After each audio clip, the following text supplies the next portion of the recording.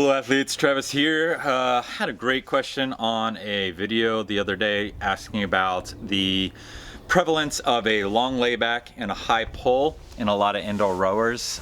If you are on the water rower, you know that this isn't going to be a technique that translates very well on the water, but it does have some advantages on the indoor rower, and I wanted to talk just about why that is, kind of understanding the mechanism there, and also kind of when you would want to do it, when you wouldn't want to do it, and kind of who should focus on that and who should try to avoid doing the long layback and high pull. So sit down and let's go ahead and dive into this topic. Before we dive in fully, I do want to give you guys a heads up that I have started a Patreon for myself in the work that I'm doing with this channel. So if you are not interested in diving into some remote coaching and consulting that I offer at GTS Rowing, but you would still like to give back a little bit because this channel has been helping your rowing, your understanding of rowing, then hop on over to patreon.com/Travis Gardner, and you can sign up there, give a couple bucks a month to kind of help support my work here. Certainly if that gets to the point where it's bringing in some substantial income, then I can invest even more time into making videos like this and make it a more frequent occurrence, and hopefully give you guys the insights and education you need to improve your rowing. So the first thing we want to think about is that there are three things that produce speed. All right, you have your power or your drive speed that you're applying each stroke. You have the length of that stroke, and you have your cadence. All right, so the combination of those three things, it's what's going to manifest whatever your speed is. Now, your length is going to be dictated by your body. All right, it's going to be how long your legs are, how tall your torso is, the length of your arms, and your flexibility. All right, now most rowers, certainly rowers that have poor flexibility, they can get more length out of their stroke by improving that flexibility. But once you get to an optimal kind of range of motion and flexibility, your length is going to be fixed. All right, so it's a constant based on your body type. Now, if you're an on the water rower, you can kind of play with your length, your effective length in the water, by changing your rig. All right, that's not going to change kind of biomechanically where your body can row within the boat, but you can adjust the rig. You either push where the pin is, adjust what the settings are on your oar to change the arc length and how far your oar is traveling through the water. And so in a sense, on the water, you can kind of adjust that length and optimize it for whatever power, cadence, race distance that you want to be rowing. But you can't do that on the erg, all right? And so we're going to consider that length a constant for when you're on the erg. Now, the next component was your drive speed, all right? And so that's going to be a component of fitness.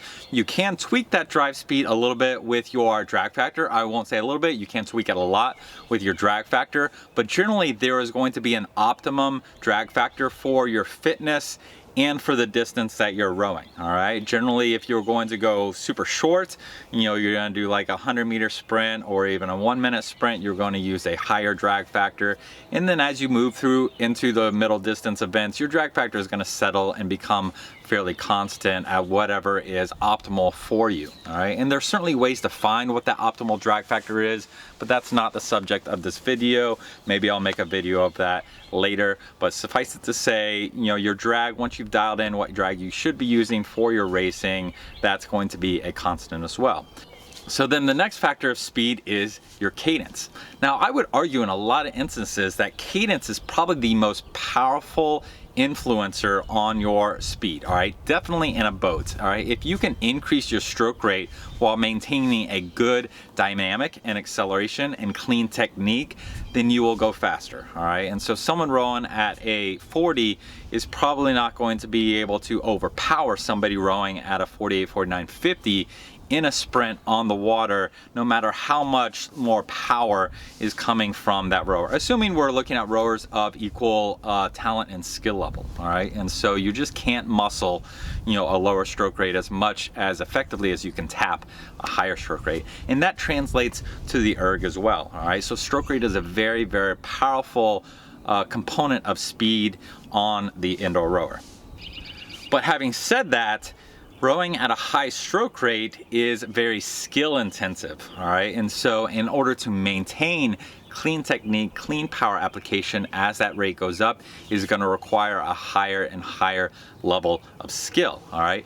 And on the indoor rower, due to the nature of the sport, most people are not high skill on the indoor rower, all right? And so people that are on the water and they're forced to row in an unstable platform in the water in a very complicated setting, especially in a team boat of rowing with other people, possibly in rough water conditions, that is an environment that forces the development of skill. And even in that environment, it takes years and years and years to get what I would call a high skill competitor, all right? And I would say high skill, there's probably maybe 2-3% of the people that are on the water rowers who I would consider high skill rowers, all right? The rest are kind of low skill, and certainly if you're just rowing on the indoor rower, and I don't think on the water rowers really understand this statistic that they are outnumbered roughly 60-1 by indoor rowers, all right? So the majority of rowing, all right, if you're encapsulating indoor rowing with on the water rowing and just calling rowing, is dominated by indoor rowers. And so those indoor rowers are rarely exposed to elite level coaching, and therefore they're not going to develop a high level of skill. No matter how many videos that you're watching on the internet, on YouTube, you need somebody who is a professional, experienced, or at least a veteran coach that's going to develop that high skill, all right? So we're going to say that the majority of indoor rowers are low skill, all right, by this definition. And because the majority of indoor rowers are low skilled, they're not going to have the ability to take advantage of stroke rate as a tool for increasing your power and your speed on the indoor rower. Therefore, they come back to this cheat of using length, all right? And so remember, it was length, it was power through the drive, and it was stroke rate, all right? And so if your skill level puts a cap on where you can have as an effective stroke rate, then you want to try to find speed in some place else, all right? And where you can't effectively add length to the stroke on the water, you can do that on the erg, all right? And this is primarily done at the back end. You don't want to be adding length at the front end, because if you do that, it's going to compromise your biomechanical position where you're applying power and changing direction, and you're going to lose far more than you can gain by compromising that position at the front end. However, at the back end, adding length at the back end will give you extra speed. And the reason you're not going to want to do this on the water is because if you go too far back on the water, you're going to push the weight into the bow of the boat, and that bow is going to drive into the water, and it's going to create a lot of drag. It's also going to make it more complicated to extract the blade from the water, because you are getting that push. You're not going to hold the blade all the way in. A lot of different factors are why you don't want to have that extended length. You don't want to go beyond your ideal length on the water. On the erg, you don't have those problems, all right? And so these athletes that are lower skilled, they can't take advantage of the high rates, but they have a high fitness, all right? Because we have a ton of indoor rowers that are very high fitness, you know, that are taking advantage of the indoor rower as a training tool and to compete, all right? Those athletes will find very quickly that if they just lay back a little bit more, if they draw that handle a little higher, it's gonna add length to the back end, and length is speed, all right? So if they're maintaining that power all the way with that extra length, all right, then they're going to get those extra splits, all right? And that's why those athletes, you're going to see, they're going to use that kind of extra length. They're going to naturally, if you're a competitor and you're constantly trying to get, you know, an optimal split, you'll find where that perfect equilibrium is of that length, where you're getting the most out of it, and you're not kind of tipping over to that point where you're not getting a lot of return. Another consideration too is the weight of the rower, all right? Especially if you're rowing on a static indoor rower, all right? If you're on a static indoor rower, you are moving your body weight back and forth in that stroke, all right? And if you are a heavier rower, certainly a heavyweight male rower, even a heavyweight female rower, you have a lot more weight that you're moving back and forth with each stroke, all right? And so each time you want to bring that stroke rate up, you're dealing with a far greater kind of negative component to that decision than someone who is 40, 50 pounds lighter, even 10 or 20 pounds lighter, all right? It's gonna be easier for those lighter, smaller rowers to get that stroke rate up. Same thing for shorter rowers. It's gonna be easier for a shorter rower to get that stroke rate up. And so again, that's why you're gonna find even rowers on the water, heavyweight rowers on the water, when they're sitting on the erg, you're going to see them laying back more on the erg than they might on the water, because on the erg they're evaluated on their performance, all right? They're evaluated on their split. It's not, there's never an asterisk to being like, you got a really good score on the erg, but you're laying farther back than you would on the water, all right? No coach does that, all right? They're just looking for that power, all right? And so as competitive people who are highly fit, they're gonna find that getting a little extra layback is gonna give them better dividends, all right, on that investment and effort than bringing up that stroke rate. Whereas when you have lightweights that are kind of used to utilizing that stroke rate as an effective tool on the water to get extra speed, they're going to be able to transfer that skill that they're developing there to the indoor rower. And so you're going to see lightweight rowers going to just kick up that stroke rate a little bit easier, a little bit more effectively, because they've been focusing on that particular skill.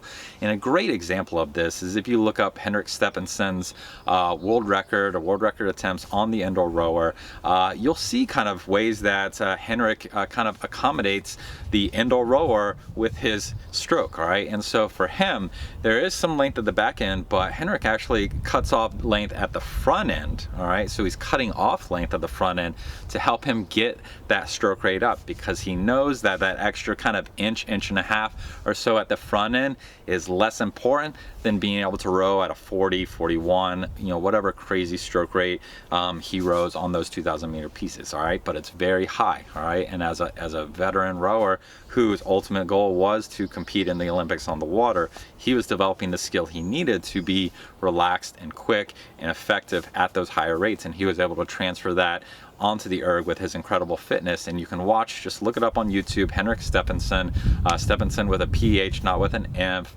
or not with an F, and you can just watch that front end, especially as he's getting close to the end of the piece, when he's shifting into the sprint, all right, length is being cut out of the front end, all right, just to get that stroke rate up, all right? And so it is challenging. It is easier, much easier to get the stroke rate up on a dynamic erg, all right? You'll see in my videos that I prefer to use slides, all right, because slides are a better representation of how on the water rowing feels. And I also like to do a lot of sprinting and high rate stuff now at this point in my career. I find it more fun.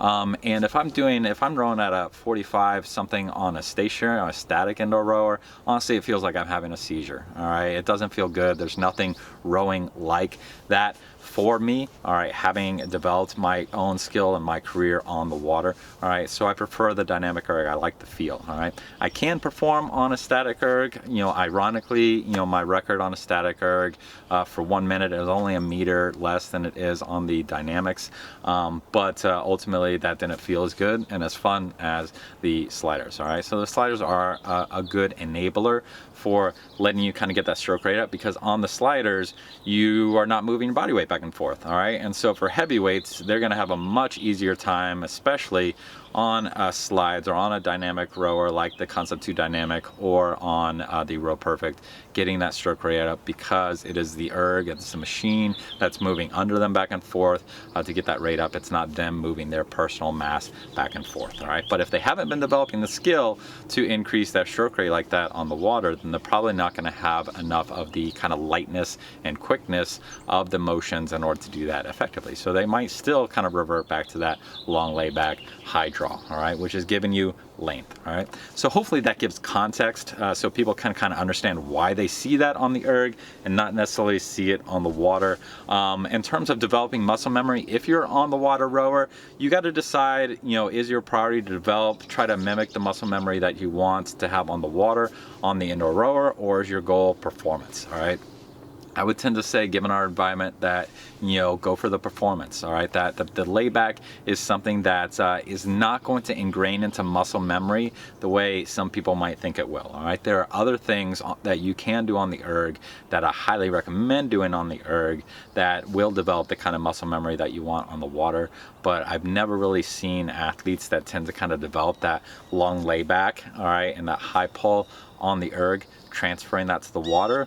And I will say that's because they have developed that because they have a very keen sense of their acceleration and their power application through the back end, and they've developed that long layback because they can feel that they're able to hold the acceleration back there, all right? And so what they're developing muscle memory wise is what it feels like to accelerate that handle as far as they can into the release. And that muscle memory is what they're gonna take to the water, all right? And in the water, they're know, all right, through muscle memory that they're the point where they need to, in that acceleration, that optimal point is different, all right? And so what they're remembering, what they're transferring is the feeling of accelerating all the way through to the release, not the specific mechanics of what their body angle is and where their hands are going, all right? So those things tend to adjust, which is kind of weird to think about it, because a lot of times you want to kind of develop muscle memory with the mechanics, but in this case, you want to develop muscle memory with the dynamics, not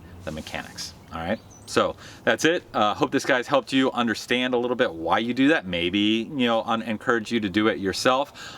If you are doing it yourself and you're adding, I really encourage, if you are at least beyond kind of a beginner or low level intermediate skill level, try rowing feet out.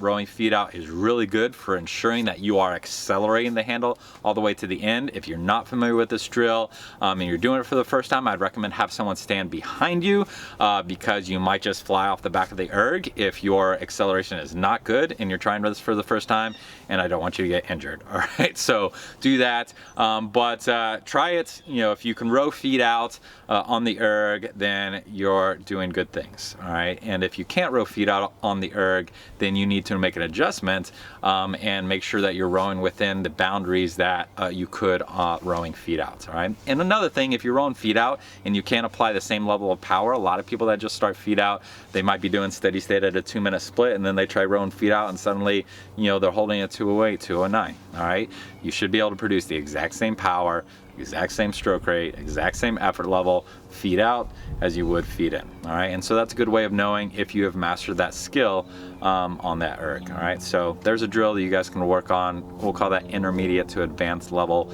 drill on the Indo rower. But yeah, so hopefully this lets you guys understand what you're seeing, why it's different on the Indo rower than it is on the water, and you can possibly apply that or not apply that to your rowing, or even feel comfortable using that long layback and that high draw on the erg without worrying about whether it's going to destroy your technique on the boat. All right, you know, and that being said, I will say that if you're on the water rowing, always remember that your goal is to perform on the water, and so you know, if you need to kind of get a little bit of extra length to get your split down, to get in the boat, you know, if that's what the coach is using that selection, that's great, but remember that ultimately do the things on the erg that are going to translate well to the water, whether it's the dynamic of the acceleration or whatever mechanics that you need to do on the erg that will transfer to the water. All right, thanks guys for listening. Hope it helped. We'll catch you on the next video. Bye.